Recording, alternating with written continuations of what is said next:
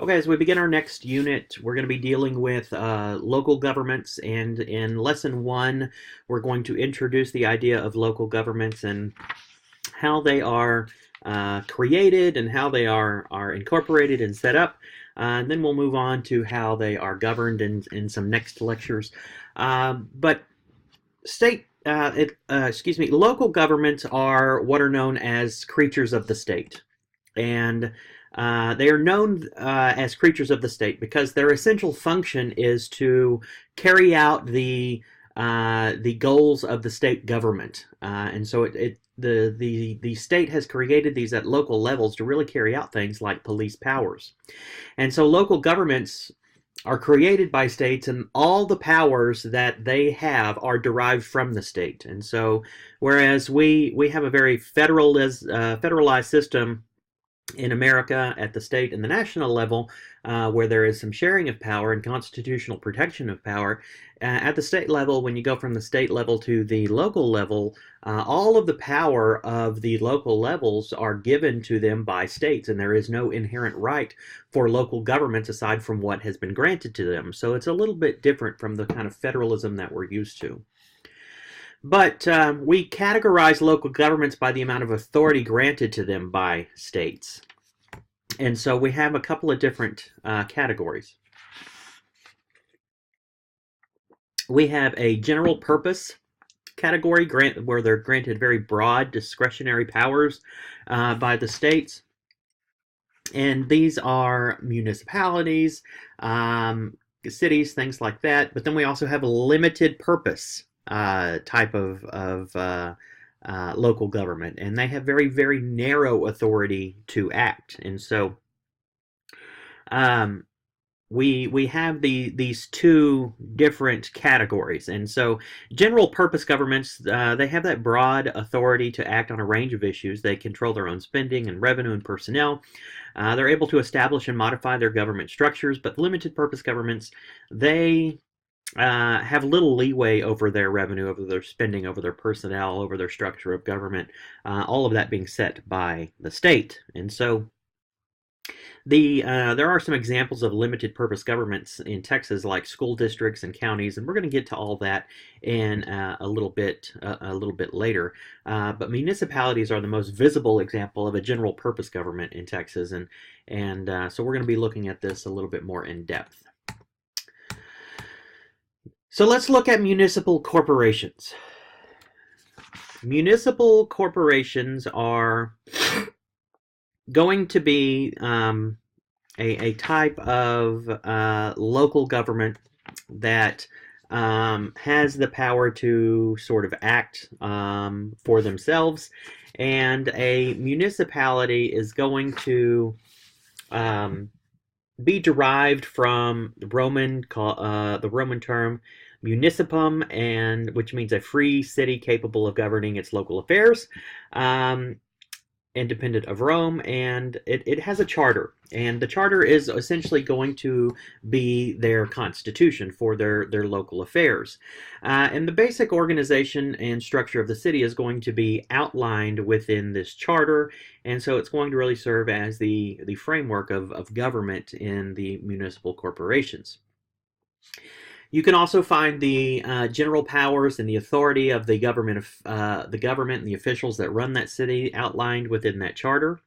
And cities in Texas can be chartered in a couple of different ways. They can either be a general law city, or they can be a home rule city. And so we're going to look at these just a little bit more in depth.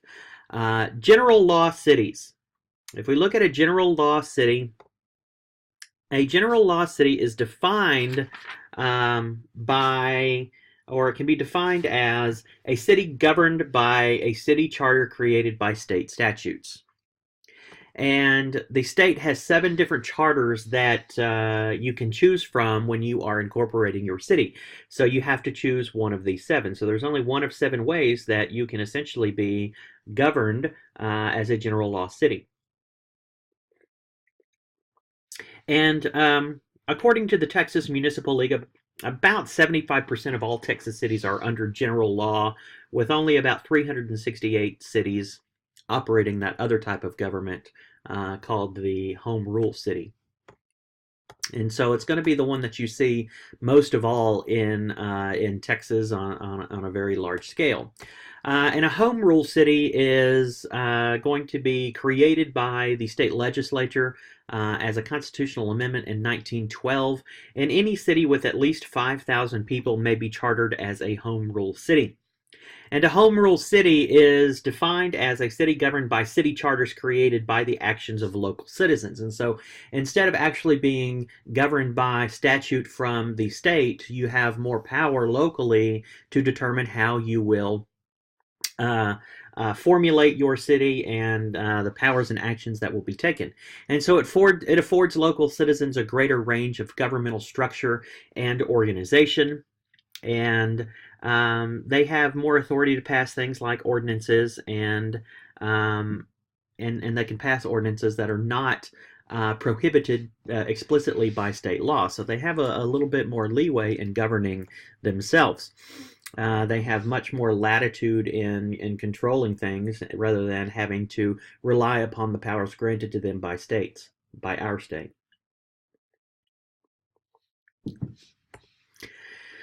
Now, in order to change the home rule city, citizens can force an amendment by a vote of city individuals or city citizens. They can force the city council to call an election on an amendment to the city charter, and this is going to require roughly 25% or 20,000 signatures on a petition, whichever is less. And without this vote on specific, without this petition, then by and large the city can't really make many changes except in special situations. And so you can force the city council to call an election on a proposed charter amendment by simply filing a petition signed by those voters.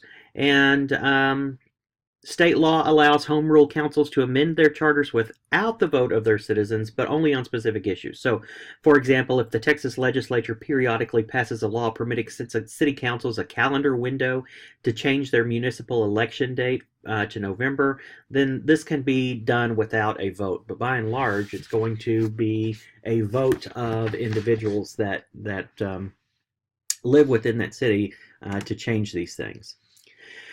So in Texas, the process of establishing a city is known as incorporation. And so this is the process of creating a city government. And so in order to become an incorporated city, there is a process that must be followed.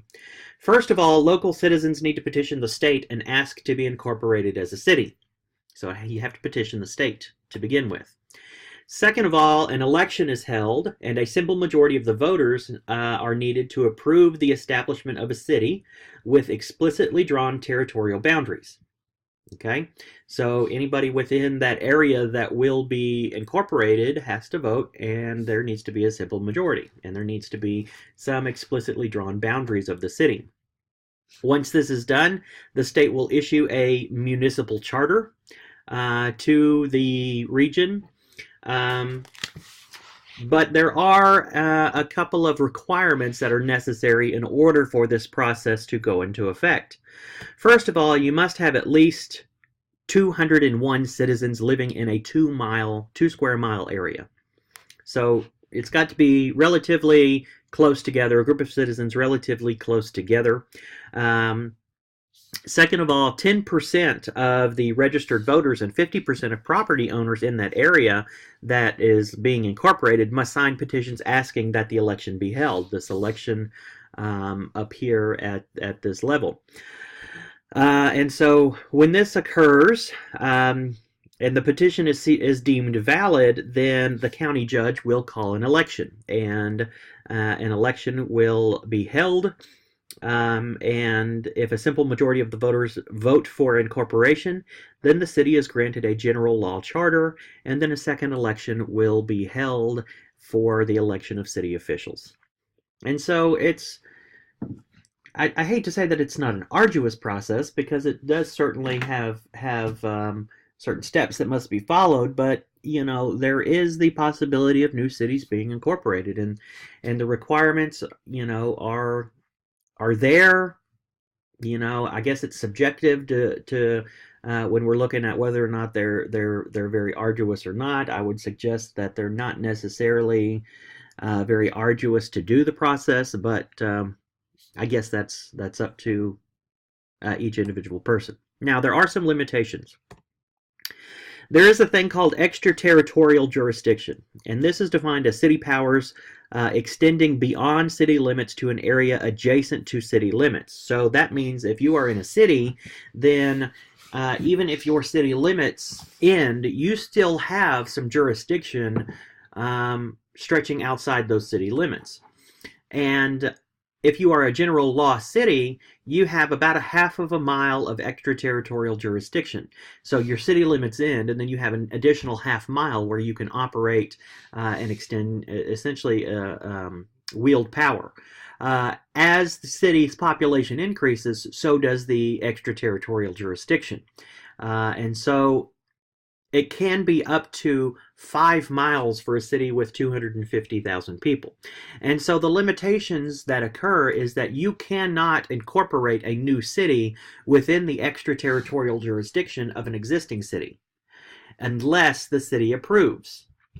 And so the thought is that it's a good idea for us to have this extraterritorial jurisdiction so that cities can grow. And so allowing for the incorporation of another city in close proximity might stifle growth, and it just is sort of a protection for growing cities. So you cannot create a new incorporated city within the extraterritorial jurisdiction of a current city. Now, cities can also grow by annexation, and annexation is the expansion of a city within a city's ETJ, within their extraterritorial jurisdiction. And so this annexation is a process by which cities legally add adjoining unincorporated territory into their city limits.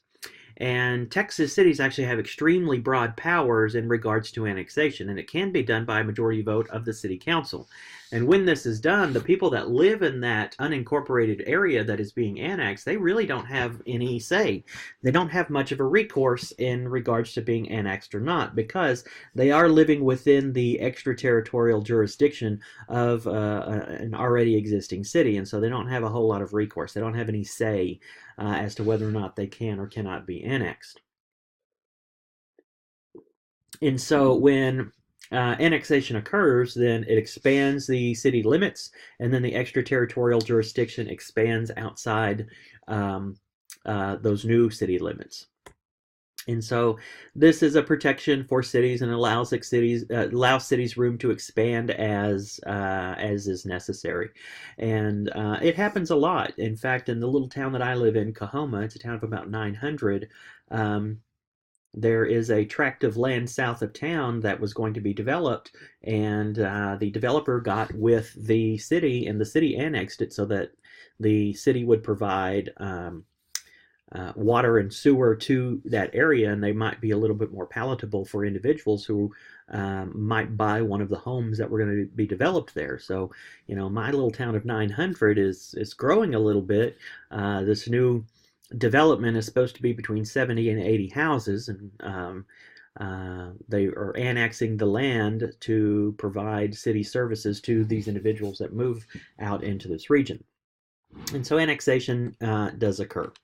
All right, so we're going to leave off here, and when we come back, we're going to talk about how cities are governed, the different types of governments, and cities, city councils, and mayors, etc. So I will see you in the next lecture.